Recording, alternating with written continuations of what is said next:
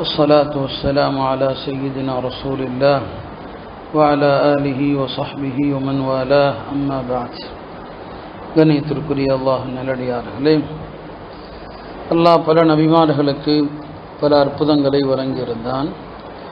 சுலைமான் அலைஹிஸ்ஸலாம் அவர்கள் விலங்குகளோடு பேசினார்கள், எறும்போடு பேசினார்கள்.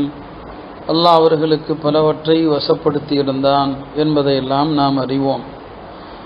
ஆனால் நபி ஸல்லல்லாஹு அலைஹி வஸல்லம் அவர்களுக்கு இந்த எல்லா அற்புதங்களையும் அவர்களுக்கு ஒரு சேர அல்லாஹ் கொடுத்திருந்தான். எல்லா படைப்புகளும் அவர்களுக்கு கட்டுப்படும். ஹஜ்ரத் ஜாபிர் ரலியல்லாஹு அன்ஹு அவர்கள் சொல்கிறார்கள், நபி ஸல்லல்லாஹு அலைஹி வஸல்லம் அவர்கள் ஒரு பயணத்தில் இருந்தார்கள். அவர்களோடு நான் இருந்தேன். அவர்கள் தம்முடைய இயற்கை தேவைக்காக சென்றார்கள். பெருமானார் ஸல்லல்லாஹு அலைஹி வஸல்லம் அவர்கள் இயற்கை தேவைக்காக செல்கிற நேரத்திலே தூரமாகவும் செல்வார்கள், தமக்கு முன்னால் மறைப்பையும் ஏற்படுத்தி கொள்வார்கள். இந்த ரெண்டும் அவர்களுடைய வளமையான ஒரு பழக்கம். ஒரு திறந்த வெளி தூரமாக சென்றார்கள். மறைப்புக்காக நபி ஸல்லல்லாஹு அலைஹி வஸல்லம் அவர்கள் 2 மரங்கள் தனித்தனியாக இருந்தது.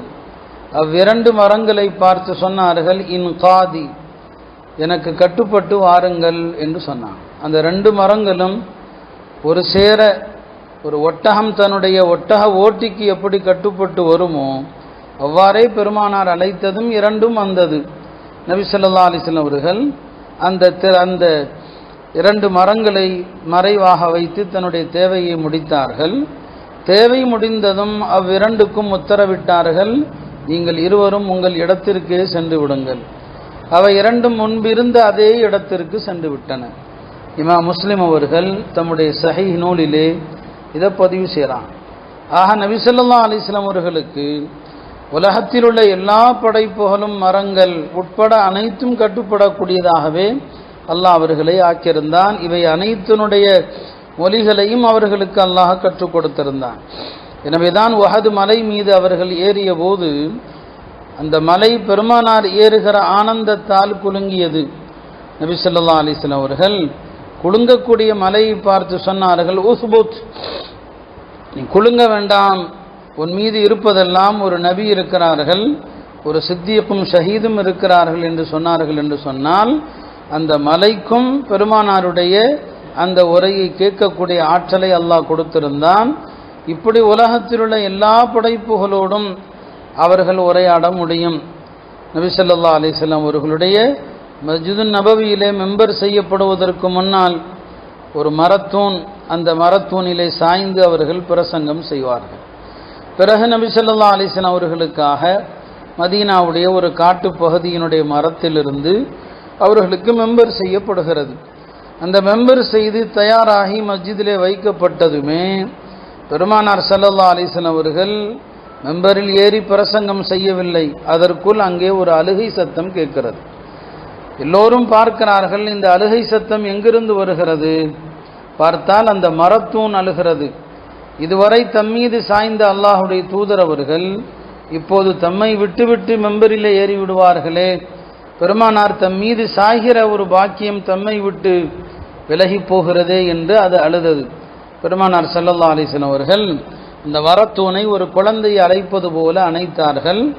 அதனுடைய அழுகை சத்தம் நின்றது. அப்போது சொன்னார்கள், வலவுலம் அல்தஸிமுஹு, நான் இந்த மரத்தூணை அணைத்திருக்காவிட்டால் லஹன்ன இலா யௌமில் கியாமா, கியாமத்து நாள் வரை அது அழுது கொண்டே இருந்திருக்கும் என்று சொன்னார்.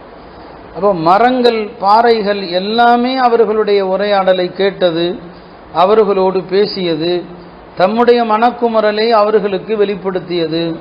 இந்த அற்புதத்தை அல்லாஹ் அவர்களை தவிர வேறு யாருக்குமே வழங்கவில்லை.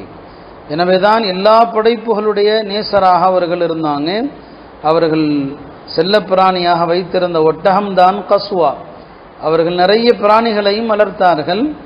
ஒவ்வொரு பிராணிக்கும் ஒரு பெயரும் வைத்தாங்க.